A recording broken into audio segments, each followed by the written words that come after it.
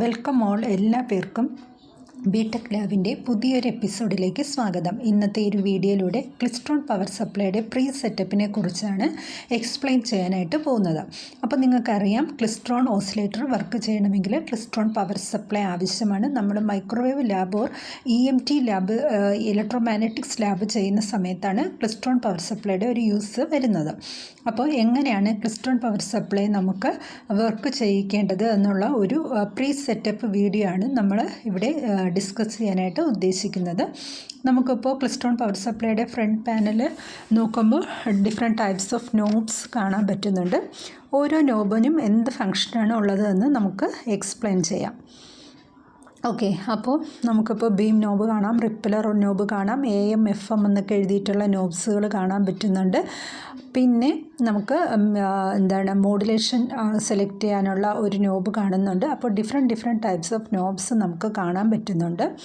അപ്പോൾ നമ്മൾ power supply on ചെയ്യുന്നതിന് മുമ്പ് ശ്രദ്ധിക്കേണ്ട കാര്യങ്ങൾ: മീറ്റർ സെലക്ട് എന്ന് പറയുന്ന ഒരു സ്വിച്ച് ഉണ്ട്, ഒരു നോബുണ്ട്. അത് നമുക്ക് വോൾട്ടേജ്, കറണ്ട്, റിപ്പലർ ഇങ്ങനെ 3 പൊസിഷനിലേക്ക് അഡ്ജസ്റ്റ് ചെയ്യാവുന്ന നോബാണ്. അപ്പോൾ പവർ സപ്ലൈ ഓൺ ചെയ്യുന്നതിന് മുന്നേ നമ്മൾ മീറ്റർ സെലക്ട് സ്വിച്ച് കറണ്ട് എന്നുള്ളൊരു പൊസിഷനിലേക്ക് സെറ്റ് ചെയ്ത് വെക്കണം. തൊട്ട് താഴെ ബീം എന്ന് പറയുന്ന ഒരു നോബുണ്ട്. ബീം വോൾട്ടേജ് സെറ്റ് ചെയ്യാനുള്ള നോബാണത്. അത് നമുക്ക് റൊട്ടേറ്റ് ചെയ്യാൻ പറ്റുന്ന ഒരു നോബാണ്. അപ്പോൾ പവർ സപ്ലൈ ഓൺ ചെയ്യുന്നതിന് മുമ്പ് ശ്രദ്ധിക്കേണ്ട മസ്റ്റായിട്ടും നമ്മൾ ബീമിൻ്റെ നോബ് എന്ന് പറഞ്ഞാൽ എക്സ്ട്രീം ലെഫ്റ്റ് പൊസിഷൻ, അതായത് ഫുള്ളി ആൻറ്റി ക്ലോക്ക് വൈസ് പൊസിഷനിലായിരിക്കണം പ്ലേസ് ചെയ്യേണ്ടത്. ഇനി നമുക്ക് തൊട്ട് താഴെ റിപ്പലർ എന്ന് പറയുന്ന ഒരു നോബുണ്ട്. റിപ്പലർ വോൾട്ടേജിൻ്റെ നോബ് എന്ന് പറയുന്നതും റൊട്ടേറ്റ് ചെയ്യാൻ പറ്റുന്ന നോബാണ്. അപ്പോൾ പവർ സപ്ലൈ ഓൺ ചെയ്യുന്നതിന് മുന്നേ repeller knob extreme right or fully clock vice പൊസിഷനിലായിരിക്കണം. ബീം എക്സ്ട്രീം ലെഫ്റ്റും റിപ്പലർ എക്സ്ട്രീം റൈറ്റ് പൊസിഷനിലും ആയിരിക്കണം. മീറ്റർ സെലക്ട് സ്വിച്ച് കറണ്ട് പൊസിഷനിലിടണം. ഇനി ഫ്രീക്വൻസി എന്ന് എഴുതിയിട്ടുള്ള നോബ്സ് നിങ്ങൾക്ക് കാണാം. അതെന്തിനാണെന്ന് നോക്കാം. മോഡുലേഷൻ എന്ന് പറയുന്ന ഒരു നോബ് കാണാൻ പറ്റുന്നുണ്ട്. CW, AM, FM, EXT എന്ന് പറഞ്ഞിട്ട് നമുക്ക് ഡിഫറെൻറ്റ് പൊസിഷനിലേക്ക് ഈ നോബിനെ അഡ്ജസ്റ്റ് ചെയ്യാനായിട്ട് പറ്റും. നമ്മുടെ നീഡ് അനുസരിച്ചിട്ടാണ് AM മോഡുലേഷനാണോ FM മോഡുലേഷനാണോ എന്ന് വിചാരിക്കുന്നത്. ഇപ്പോൾ AM മോഡുലേഷനാണ് യൂസ് ചെയ്യുന്നതെങ്കിൽ നമ്മൾ മീറ്റർ സെലക്ടർ ആ നോബ് AM-ൽ ഇട്ടതിന് ശേഷം AM-ൻ്റെ ഫ്രീക്വൻസി അഡ്ജസ്റ്റ് ചെയ്യണം. അപ്പോൾ ആ AM എന്ന് എഴുതിയിരിക്കുന്നതിൻ്റെ അവിടെ ഒരു നോബുണ്ട്. ഈ നോബ് നമ്മൾ റൊട്ടേറ്റ് ചെയ്താൽ AM സിഗ്നലിൻ്റെ ഫ്രീക്വൻസി അഡ്ജസ്റ്റ് ചെയ്യാം. അതുപോലെ ആംപ്ലിറ്റ്യൂഡ്, AM-ൻ്റെ ആംപ്ലിറ്റ്യൂഡ് അഡ്ജസ്റ്റ് ചെയ്യാനുള്ള നോബാണ് ഈ കാണുന്നത്. ഇനി നമ്മൾ ഫ്രീക്വൻസി മോഡുലേഷൻ FM ആണ് യൂസ് ചെയ്തിരുന്നെങ്കിലോ നമുക്ക് അഡ്ജസ്റ്റ് ചെയ്യേണ്ടത് ഏതാണ്? FM-ൻ്റെ ഫ്രീക്വൻസി നോബും FM എന്ന് എഴുതിയിരിക്കുന്ന ഭാഗത്തുള്ള ഫ്രീക്വൻസി നോബും അഡ്ജസ്റ്റ് ചെയ്യാം. അതുപോലെ തന്നെ അതിൻ്റെ FM മോഡുലേഷൻ ആണെങ്കിൽ ഈ FM-ൻ്റെ ആംപ്ലിറ്റ്യൂഡും അഡ്ജസ്റ്റ് ചെയ്യണം. അപ്പോൾ നമ്മുടെ നീഡ് അനുസരിച്ചിട്ടായിരിക്കണം നമ്മളത് സെലക്ട് ചെയ്യേണ്ടത്. ഓക്കെ, ഇനി AM ആണെങ്കിലും FM ആണെങ്കിലും ഏത് മോഡുലേഷൻ ആണെങ്കിലും ആംപ്ലിറ്റ്യൂഡും ഫ്രീക്വൻസിയുടെ നോബ് ഒരു മിഡ് പൊസിഷനിലേക്ക് ആയിരിക്കണം നമ്മൾ സെറ്റ് ചെയ്ത് വെക്കേണ്ടത്. അപ്പോൾ AM FM നോബ്സ് എല്ലാം ഒരു സെൻറ്റർ പൊസിഷൻ ഒരു മിഡ് പൊസിഷനിൽ നമ്മൾ സെറ്റ് ചെയ്ത് വെക്കുക. അപ്പോൾ മീറ്റർ സെലക്ട് കറണ്ട് പൊസിഷൻ ആയിരിക്കണം. ബീം വോൾട്ടേജ് എക്സ്ട്രീം ലെഫ്റ്റ് ആയിരിക്കണം. ആൻഡ് റിപ്പലർ വോൾട്ടേജ് എക്സ്ട്രീം റൈറ്റ് ആയിരിക്കണം. AM-ൻ്റെയും FM-ൻ്റെയും നോബ്സ് മിഡ് പൊസിഷനിലായിരിക്കണം. ഇത്രയും കാര്യങ്ങൾ നോക്കിയിട്ടായിരിക്കണം നമ്മൾ എന്ത് ചെയ്യേണ്ടത്, നമുക്ക് പവർ സപ്ലൈ ഓൺ ചെയ്യാനായിട്ട് പറ്റുന്നത്. അപ്പോൾ ഈ കാര്യങ്ങൾ ഓക്കെ ആണെങ്കിൽ മാത്രം പവറിൻ്റെ ഒരു സ്വിച്ച് നിങ്ങൾക്ക് കാണാൻ പറ്റുന്നുണ്ട്. അപ്പോൾ ആ പവർ സ്വിച്ച് ഓൺ ചെയ്യുക. അപ്പോൾ നമുക്ക് കാണാം, മീറ്റർ സെലക്ട് സ്വിച്ച് കറണ്ട് എന്നുള്ള പൊസിഷനിലാണ് കിടക്കുന്നത്. ആ ടൈമിലുള്ള കറണ്ട് 0 കാണിക്കുന്നത്. ഇനി HT സ്വിച്ച് ഓൺ ചെയ്താൽ മാത്രമേ നമുക്ക് കറണ്ട് റീഡിങ് കാണാൻ പറ്റത്തുള്ളൂ. അപ്പോൾ കറണ്ട് നമ്മൾ സ്റ്റാർട്ട് ചെയ്തിട്ട് കുറച്ച് നേരം ഒന്ന് വെയിറ്റ് ചെയ്യേണ്ടി വരും. എന്നാൽ മാത്രമായിരിക്കും നമുക്ക് കറണ്ട് സ്റ്റേബിളായിട്ടുള്ളൊരു പൊസിഷനിലെത്തുന്നത് കാണാൻ പറ്റുന്നത്. അപ്പോൾ നമുക്ക് ഇപ്പോൾ 0.0067 ഇങ്ങനെ കാണിക്കുന്നുണ്ട്. അതൊരു മാക്സിമം 0.014, 0.015 എന്നുള്ളൊരു പൊസിഷനിലേക്ക് എത്തിയിട്ട് സ്റ്റേബിൾ ആവുന്നതായിട്ട് കാണാം. അപ്പോൾ അത്രയും സമയം നമ്മൾ എന്ത് ചെയ്യുക, വെയിറ്റ് ചെയ്യുക. ഈ ഒരു പ്രൊസീജിയറൊക്കെ അനുസരിച്ചിട്ട് തന്നെ ആയിരിക്കണം നമ്മൾ എന്ത് ചെയ്യേണ്ടത്, ക്ലിസ്ട്രോൺ പവർ സപ്ലൈ ഓൺ ചെയ്യേണ്ടത്. അപ്പോൾ നമുക്ക് വെയിറ്റ് ചെയ്ത് നമുക്കിപ്പോൾ ഓൾമോസ്റ്റ് ആയിക്കഴിഞ്ഞിട്ടുണ്ട്, സ്റ്റേബിൾ ആയിക്കഴിഞ്ഞു. അതിനുശേഷം എന്ത് ചെയ്യുക, മീറ്റർ സെലക്ട് സ്വിച്ച് വോൾട്ടേജ് എന്നുള്ള പൊസിഷനിലേക്ക് അഡ്ജസ്റ്റ് ചെയ്യുക. ഇപ്പോൾ വോൾട്ടേജ് എന്നുള്ള പൊസിഷനിൽ ഇടുമ്പോൾ നിങ്ങൾക്ക് 203 എന്നൊരു ഡിസ്പ്ലേ കാണുന്നുണ്ട്. ഇതെന്ന് പറഞ്ഞാൽ ബീം വോൾട്ടേജ് ആണ് കാണിക്കുന്നത്. ബി എന്നുള്ള പൊസിഷനിൽ ഇടുമ്പോൾ ഡിസ്പ്ലേ കാണിക്കുന്നത് ബീം വോൾട്ടേജ് ആണ്.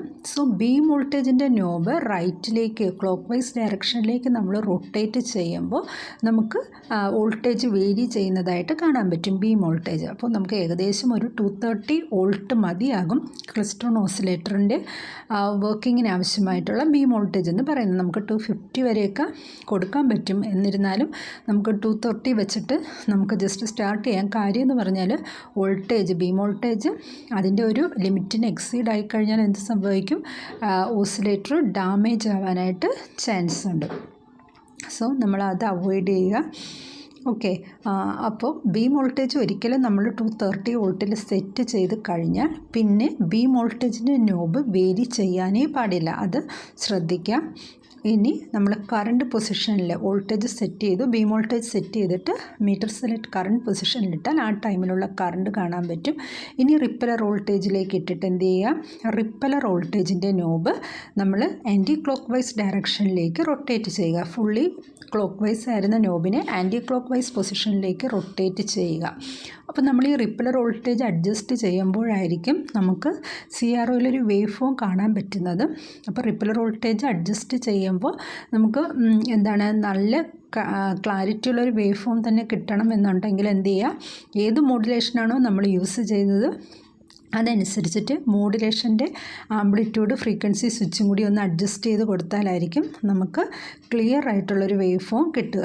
ഇപ്പോൾ FM മോഡുലേഷനാണ് യൂസ് ചെയ്തിരിക്കുന്നതെങ്കിൽ FMൻ്റെ ആംപ്ലിറ്റ്യൂഡ് ഫ്രീക്വൻസി നോബ്സും കൂടി ഒന്ന് അഡ്ജസ്റ്റ് ചെയ്തു റിപ്പലർ വോൾട്ടേജും കൂടി അഡ്ജസ്റ്റ് ചെയ്യുമ്പോൾ നമുക്ക് എന്ത് കിട്ടും, CROയിൽ വേവ് ഫോം കിട്ടും. അപ്പോൾ റിപ്പലർ വോൾട്ടേജാണ് നമുക്ക് അഡ്ജസ്റ്റ് ചെയ്യേണ്ടത്. അത് നമുക്ക് യഥേഷ്ടം റൊട്ടേറ്റ് ചെയ്യാം. ബട്ട് ബീം വോൾട്ടേജ് ഒരിക്കൽ സെറ്റ് ചെയ്താൽ നമ്മൾ അത് ചേഞ്ച് ചെയ്യാൻ പാടില്ല. ഇപ്പോൾ ഡിറ്റക്ടർ മൗണ്ട് ചെയ്യുന്ന ഒരു BNC കേബിൾ നമ്മൾ എന്ത് ചെയ്യുന്നുണ്ട്, CROയിലേക്ക് കണക്ട് ചെയ്യുന്നുണ്ട്. അപ്പോൾ നമുക്ക് റിപ്പലർ വോൾട്ടേജ് അഡ്ജസ്റ്റ് ചെയ്ത് വേവ് ഫോം CROയിൽ വരുന്നുണ്ടോ എന്ന് ചെക്ക് ചെയ്യാം. ഓക്കെ, അപ്പോൾ റിപ്പലർ വോൾട്ടേജിൻ്റെ നോബ് പതിയെ വേരി ചെയ്യുക. ഏതോ ഒരു റിപ്പലർ വോൾട്ടേജിൽ എത്തുമ്പോഴാണ് ഫസ്റ്റ് മോഡ് സ്റ്റാർട്ട് ചെയ്യുന്നത്, ഒരു വേവിൻ്റെ മോഡ് സ്റ്റാർട്ട് ചെയ്യുക എന്ന് പറയുന്നത്.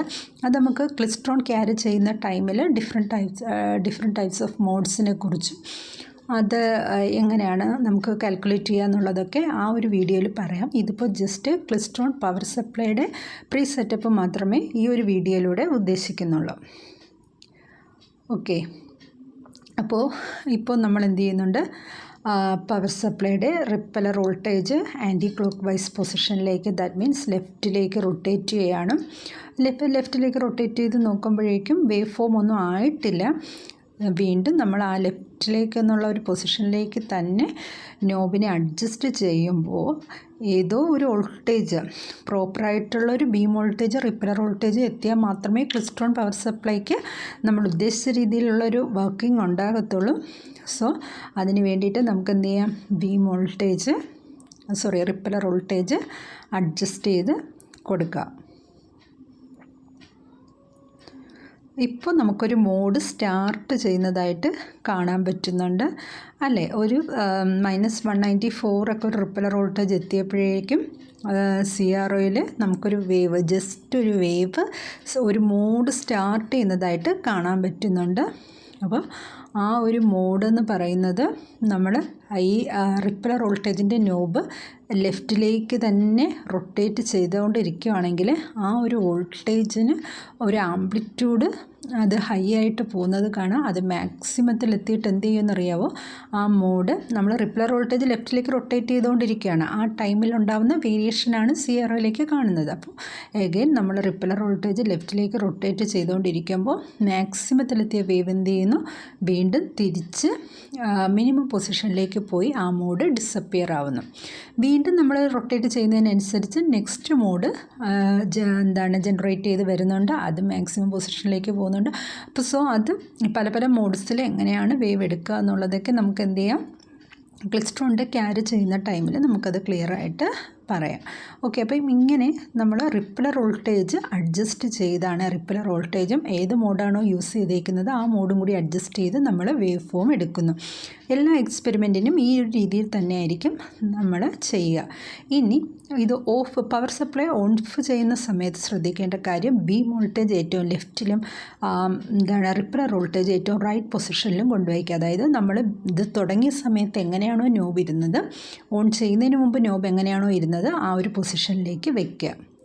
അത് കഴിഞ്ഞ് നമുക്ക് മീറ്റർ സെലക്ട് സ്വിച്ച് കറണ്ടിലിട്ട് നോക്കുമ്പോൾ നമുക്ക് ഇനിഷ്യലി ഉണ്ടായിരുന്ന ഒരു കറണ്ടായിരിക്കും അവിടെ കാണാൻ പറ്റുക. സോ ഈ ബീം വോൾട്ടേജും റിപ്പലർ വോൾട്ടേജും നമ്മൾ ആദ്യം തുടങ്ങിയ പൊസിഷനിൽ തന്നെ തിരിച്ചിടാനായിട്ട് ഒരു കാരണവശാലും മറക്കരുത്. കാരണം അടുത്തൊരാൾ വന്നിട്ട് നമുക്കിത് ശ്രദ്ധിക്കാതെയാണ് ഇത് ഓൺ ചെയ്യുന്നത് എന്നുണ്ടെങ്കിൽ ക്ലിസ്ട്രോൺ ഓസിലേറ്റർ ഡാമേജ് ആവാനായിട്ട് ചാൻസ് ഉണ്ട്. സോ ആ കണ്ടീഷൻ ശ്രദ്ധിക്കുക. ഇനി മീറ്റർ സെലക്ട് സ്വിച്ച് നമുക്ക് റിപ്പലറിലിട്ടിട്ട് ടോഗിൾ സ്വിച്ച് നമ്മൾ ഓഫ് ചെയ്യുക. ആ സമയത്തേക്ക് ആ റിപ്പലർ വോൾട്ടേജ് അതിൻ്റെ മാക്സിമം നെഗറ്റീവ് പോയിൻറ്റിലേക്ക് പോകുന്നതായിട്ട് നമുക്ക് കാണാം. അപ്പോൾ അതൊന്ന് സ്റ്റേബിൾ ആവുന്നത് വരെ നമ്മൾ വെയിറ്റ് ചെയ്യുക. അതിന് ശേഷം മാത്രം പവർ സപ്ലൈയുടെ സ്വിച്ച് ഓഫ് ചെയ്യുക. അപ്പോൾ ഏത് എക്സ്പെരിമെൻറ്റ് ചെയ്യുന്നതിന് മുന്നേ ക്ലിസ്ട്രോൺ ഓസിലേറ്റർ ഉപയോഗിച്ചിട്ടുള്ള എക്സ്പെരിമെൻ്റ് ആണ് എന്നുണ്ടെങ്കിൽ നമുക്ക് ക്ലിസ്ട്രോൺ പവർ സപ്ലൈ യൂസ് ചെയ്യേണ്ടി വരുന്നുണ്ട്. അപ്പോൾ ക്ലിസ്ട്രോൺ പവർ സപ്ലൈയുടെ ബേസിക് ആയിട്ടുള്ള സെറ്റപ്പുകൾ എന്താണെന്ന് മനസ്സിലാക്കിയിട്ട് ആ രീതിയിൽ മാത്രം എന്ത് ചെയ്യുക, നമ്മൾ അത് ഓപ്പറേറ്റ് ചെയ്യുക. അല്ലാന്നുണ്ടെങ്കിൽ ക്ലിസ്ട്രോൺ ഓസിലേറ്റർ ഡാമേജ് ആവാനുള്ള ചാൻസ് വളരെ കൂടുതലാണ്. സോ ആ ഒരു കാര്യങ്ങളെല്ലാം മനസ്സിൽ വെച്ചിട്ട് വേണം നമ്മൾ ലാബ് ചെയ്യാനായിട്ട്. അപ്പം വരും ദിവസങ്ങളിൽ ബാക്കിയുള്ള മൈക്രോവേവ് ലാബ്സിൻ്റെയും ഒപ്റ്റിക്കൽ ലാബ്സിൻ്റെയും ഒക്കെ വീഡിയോസ് അപ്ലോഡ് ചെയ്യാം. ഓക്കെ, അപ്പോൾ നമുക്കിപ്പോൾ അതേതാണ്ട് സ്റ്റേബിൾ കണ്ടീഷനിലായതിന് ശേഷം നമുക്ക് എന്ത് ചെയ്യാം, മെയിനായിട്ടുള്ള പവർ സപ്ലൈ ഓഫ് ചെയ്യാം.